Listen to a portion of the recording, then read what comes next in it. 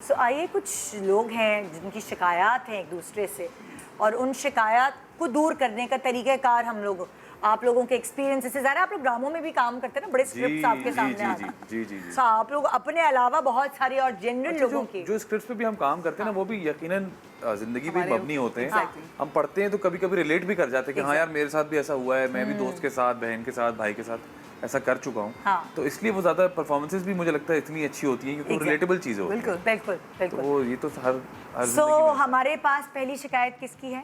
सादिया जी। अस्सलाम वालेकुम Sadia.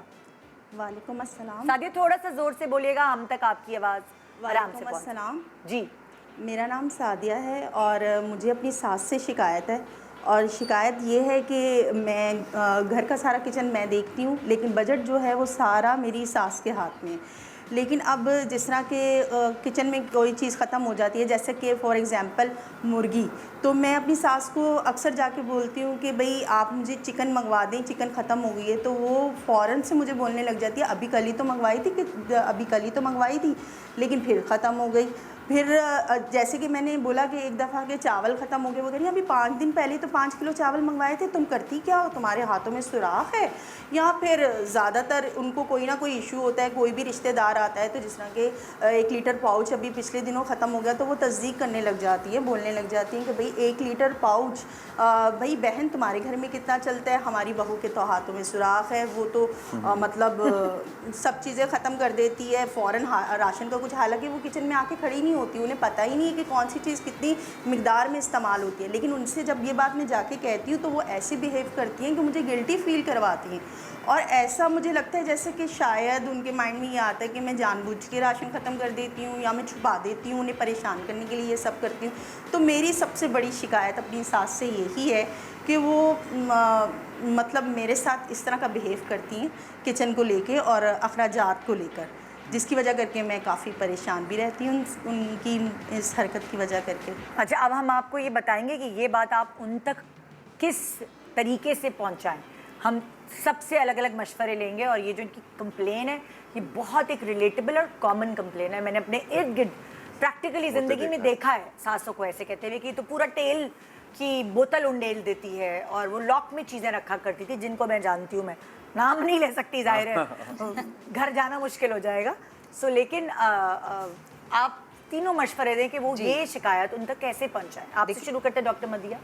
Thank you Nida. इसमें ये है कि देखिए रिलेशनशिप में ना, जैसे आपको पता है कि हमारे कल्चर में एक जॉइंट फैमिली सेटअप है ना, तो जब हम मिलकर रहते हैं तो ये जो उनकी सास का बोलना है ये उनका एक हैबिचुअल एक्शन है कि मतलब कोई भी चीज़ होती है तो वो इनके बारे में इस तरह से वो कर देती है। यानी कि आपके कहने का मकसद है कि उनकी आदत है, अगर बहू की जगह उनकी बेटी भी होती है, बेटी को भी बोल रही होती है। समटाइम डिपेंड करता है, लेकिन कुछ रिश्तों के बारे में हम नेगेटिवली बाइस्ड होते हैं। तो हम सिर्फ वहीं पर अपनी इस तरह के हैबिचुअल एक्शंस जो है ना वो शो करते हैं। जिन रिलेशनशिप के बारे में हम बहुत पॉजिटिव होते हैं तो वहाँ पे हम उस तरह से अपना एक सेल्फ कंट्रोल रख लेते हैं।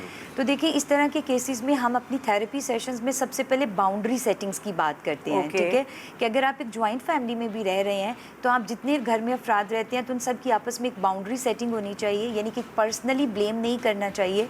और जिस तरह हम ये देखते हैं कि इस तरह के मामलात में हम कहते होते हैं यूजुअली कि आप अपनी मदर इन लॉ को भी इन्वॉल्व करें ताकि वो किचन में विजिट भी करें और वो खुद भी देखें कि अगर कोई चीज़ आती है, क्योंकि सम टाइम क्या होता है कि मदर इन लॉ खुद तो किचन में जाते नहीं हैं, काम देखते नहीं हैं, तो उन्हें पता भी नहीं होता कि घर में कितने अफराद हैं, कितना ज़्यादा ग्रॉसरी डेली बेस पर लग रही है। तो हम कहते हैं अगर आप उन्हें इन्वॉल्व करेंगे, एक ओपन कम्युनिकेशन होगी और थोड़ा सा बाउंड्री सेट भी करें। तीसरी जो इम्पोर्टेंट चीज़ है, बता सकते हैं इन्वॉल्व किस तरह करें? अब वो तो बहू की तो हिम्मत नहीं होगी कि सास को आके बोलें कि आप ज़रा ये पका लें, या वो क्या तरीके का जैसे कि हम अपनी ओपन डिस्कशन में ये डिस्कस कर सकते हैं कि कोई भी चीज़, जैसे अभी चावल का जिक्र आया या चिकन का जिक्र आया, तो आप बैठ के डिस्कशन में बता सकते हैं कि एक दिन में जब हम मील बनाते हैं तो उसमें इतना चिकन यूज़ होता है, ताकि वो इस चीज़ को अंडरस्टैंड कर सकें कि हाँ अगर वो कल आया तो सिर्फ शायद कल के लिए ही काफ़ी था, आज दोबारा लाने की ज़रूरत है। दूसरा ये है कि हमें रिलेशनशिप में एक चीज़ ये भी बताते हैं कि आप उस प्रॉब्लम के बारे में बात करें, पर्सन को ब्लेम ना करें। ठीक है ना, अगर अगर ये एक इशू है भी कि घर का बजट मेंटेन नहीं हो रहा, तो आपस में जब आप डिस्कस करें तो आप उस प्रॉब्लम के ऊपर रहें, ना कि उस पर्सन को आप ऐसा फील कराएं कि वो पर्सनलाइज कर रहा है, कि आप उसको ब्लेम कर रहे हैं या शायद वो ग्रॉसरी के साथ कुछ कर रहा है, ठीक है। तो अगर बाउंड्री सेटिंग होगी, थोड़ी ओपन कम्युनिकेशन होती है, तो ये चीज़ें बेहतर होती हैं। आप समझती हैं ना, जॉइंट फैमिली सिस्टम एक प्राइवेसी का इशू नहीं होता है, और दूसरा ये है कि किसी भी शख्स को किसी भी बात के लिए ब्लेम किया जा रहा होता है, तो इन सब चीज़ों के लिए उनके बीच में अच्छा, कभी कभार सासें सही भी होती हैं, क्योंकि देखिए वो एक समझदार और वो एक बचत कर कर वहाँ तक पहुँची होती हैं, तो कभी कभार जो नई बच्चियाँ होती हैं उनको चीज़ों को हैंडल भी नहीं करना आता। नहीं अंदाजा होता। हाँ, कि जैसे देखिए इसमें जो एक इम्पॉर्टेंट बात है ना, वो ये कि हर किसी का खाना पकाने का तरीका भी मुख्तलिफ होता है। बिल्कुल बिल्कुल। कोई चीज़ शायद मैं 4 टमाटर से नहीं बना सकता और आप 2 टमाटर से बना सकते हैं। बिल्कुल, तो हाथ खुला भी होता है, किसी का नहीं होता। दूसरी बात ये कि जैसे आपने कहा ना कि इन्वॉल्व करवाएं, तो बेहतरीन तरीका ये होता है, या तक कि ना मैं बहू ना मैं सास हूं। हाँ, लेकिन मुझे आप ऐसा लगता है- व्यूअर हैं, आप मैं व्यूअर व्यूअर हैं। हूँ, एब्सोल्युटली। और मैंने दोनों एंड से ये देखा है काम, क्योंकि मेरी बहन भी एक घर में है और मेरे घर में भी बहुत सारी लोगों की बहन है, तो मैंने देखा है कैसे होता है कि आप सास के साथ खड़े हो जाएं, उनसे पूछें आप ये कैसे बनाती हैं, मुझे बता दें। सो प्रॉब्ली आप उनसे जब वो रेसिपी लेके बनाएंगे तो वो चीज़ें उस तरह से नहीं होंगी। और इंतहाई एक फ़नी तरीका बताता हूँ आपको मैं इसको नोट करने का। Make a diary, date note करें, उसमें बताएं आज मैंने कढ़ाई बनाई है, इसमें इतने टमाटर, इतने चिकन और इतना इस्तेमाल हुआ है। सो व्हेन द सास आस्क कि भाई ये कहाँ गया, तो आप बता सकते हैं इस दिन ये चीज़ें क्योंकि इतने खुद को भी मिकदार याद में नहीं यूज़ हुई रहता हैं। ना।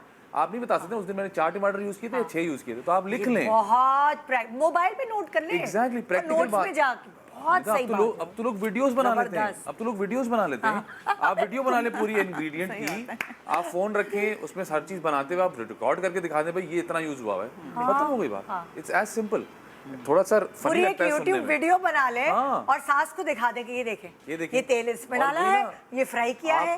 कम्युनिकेशन गैप खत्म करें और आप बोलें अम्मी आप कैसे बनाती हैं, आप ये बता दें। और जो आपने बड़ी इंपॉर्टेंट बात की ना शुरू में, वो ये की कि आप उस बंदे को देखते कैसे हो। अगर आपकी बहन ये बात बोलेगी ना तो आपको बुरा नहीं लगेगा। हाँ। आपकी अपनी अम्मी डांट के भी बोलेंगे तो आपको बुरा नहीं लगेगा, लेकिन अगर सास बोल रही है तो वो आपके कानों को चुभेगा कि यार अच्छा, और सास अम्मी बोल रही बोलती आई है, हाँ। शुरू से अम्मियों की आदत होती है, ओहो टूथपेस्ट खुला छोड़ गई, पानी ज्यादा भर, देखो खुला छोड़ दिया, टैंकी बह रही है।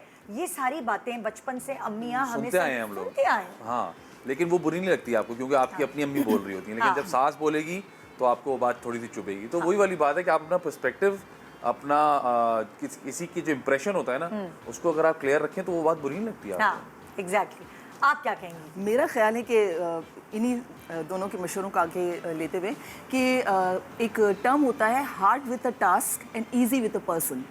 हम जब बात करते हैं ना निदा, तो हम उसमें इतना इमोशनल हो जाते हैं। हाँ। मेरे साथ भी ये प्रॉब्लम होती है। मेरी कोई सास नहीं है, मेरी कोई घर में नंद नहीं है, कुछ नहीं है। मेरे जो घर में कुक है, मेरी उसके साथ ये कॉन्फ्लिक्ट्स होते हैं। हाँ। मैं उसकी सास नहीं हूँ। हाँ। लेकिन मैं उसको कहती हूँ ये मुझे ऑयल पे हर वक्त उसके साथ ये कॉन्फ्लिक्ट रहता है कि तुम होता है। इतना ज़्यादा ऑयल क्यों यूज़ करते हो। हाँ। क्योंकि मुझे लगता है कि ऑयल इज़ वेरी अनहेल्दी। मेरी भी कुछ के साथ यही होता है। ठीक है, तो मेरा मेरा भी यही उसके साथ भी conflict। कॉन्फ्लिक्ट होता है। हाँ। लेकिन फिर क्या होता है कि मेन चीज़ ये होती है कि आपने, जैसे हम लोग जब छोटे थे ना, तो हमारे घर में मेरे फादर बहुत बिजी होते थे, वॉज अ लॉयर।